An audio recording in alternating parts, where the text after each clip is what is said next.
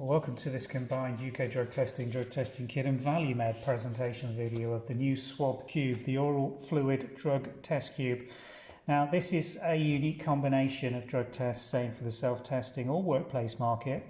The particular advantages of why you should look at considering this as your first choice for saliva testing is that it includes the industry-leading 3 nanogram cannabis metabolite detection membrane, and also rather than just screening for all opiates, this is specific for heroin by including what's called a 6-MAM 4 nanogram test panel. So you will not get false positive results when you're running an opiate screen for codeine and other opiate based analgesics. This will only give you a positive if heroin has been taken.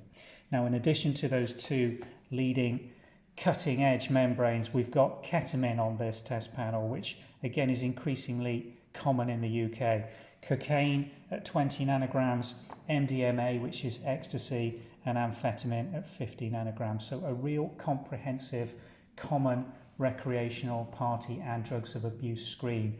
And also we've included an alcohol saliva test membrane, which gives you a real-time alcohol measurement and a comparison of the blood alcohol levels that are associated with the saliva alcohol detected. So let's open up this particular test panel, show you what's included in the pouch and run a test for you. Okay, so inside each foil you will find a little pouch desiccant, which is the material that keeps the test membranes perfectly dry in passage and storage before it gets to you. The test cube itself is on a single panel inserted into the front wall of a Perspex collection cube, and this is the collection swab. Let's just open this up and show you how this works. Now this is the lid that goes into the panel. You'll see this is rock hard and rigid when it comes out of storage. There is no way that that can be pushed down and dispatched. This swab, the collection swab, is what will absorb the saliva in the mouth and oral cavity. So this is given to the donor to produce a sample of saliva to saturate the swab, and when that happens the swab becomes very soft and it can be spongy and moved around on its central core quite easily. The saliva needs to be fed onto the sponge by the donor using their tongue initially, and then the swab, once soft, is moved around the oral cavity. So it's swabbed the roof of the mouth, side of the cheeks, behind and in front of the teeth, and below the tongue and on top of the tongue. And then once it's been swabbed around the oral cavity, again you ask the donor to feed saliva onto the sponge until they are confident that it is fully saturated. The commonest cause of failure when running a saliva drug test is non-cooperation by the donor and failure to completely saturate the sponge with sufficient saliva. So I'm going to get this sponge completely saturated with saliva and we'll show you the test running. Well, this swab has now been fully saturated with saliva and worked around an oral cavity. Now they should not have eaten or drunk or smoked for at least 10, ideally 20 minutes before the swab sample is taken. But once it is taken, you'll see the swab is very mobile, soft, and will hold the saliva very well. Now the process for dispatching that into the bottom chamber is to put it down in the middle, and you'll see the lid fits snugly. I'm going to push down and you'll hear it click on both sides as it locks in place. At this stage, start a timer, and you're starting a timer either for 10 minutes or 5 minutes. We're going to have a look at the results showing at 5 minutes on this particular test to show you that on an all negative test result you can run this within 5 minutes. But if you get any non-negative results, you do need to give it the full 10 minutes of processing time before you interpret that as a non-negative result. So I'm going to stop the video now, come back, and we'll remove that results window and show you what's happening in this test at 5 minutes. Okay, well, welcome back. It's 5 minutes now since this test was put together and the saliva dispatched into the base of the cube.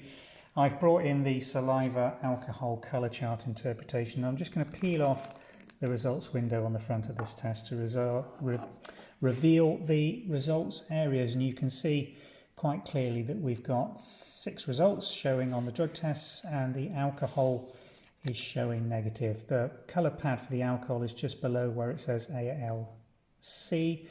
And if there's any alcohol present at 0.02% or above equivalent BAC, you'll get one of these colour changes. It gets darker and browner the stronger the alcohol.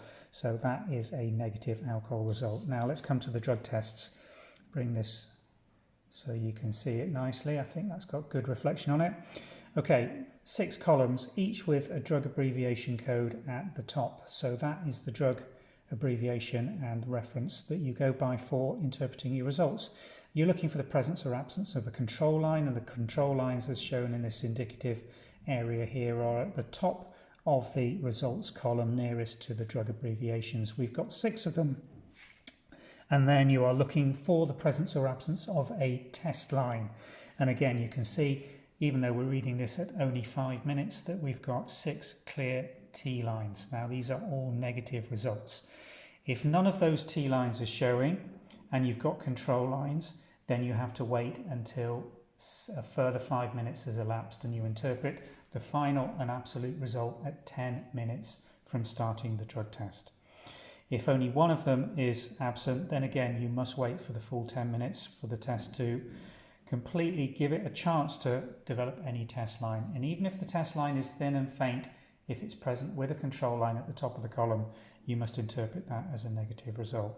But this test, as you can see, is clearly all run successfully and all negative. If you're not getting control lines, the commonest reason for that is inadequate sample. Now this test has got a further window here.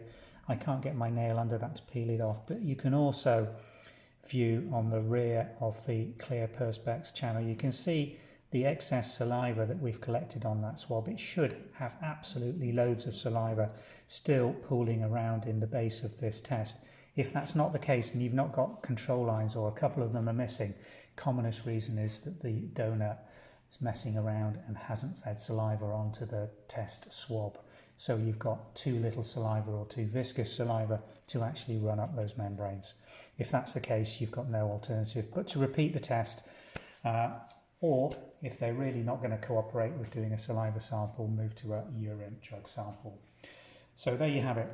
A very quick, easy, reliable and simple interpretation screening for 6 drugs of abuse plus alcohol, reading results between 5 and 10 minutes. All of these membranes batch certified to give readings and accuracy levels of in excess of 99% compared to laboratory confirmation tests. Thanks for watching.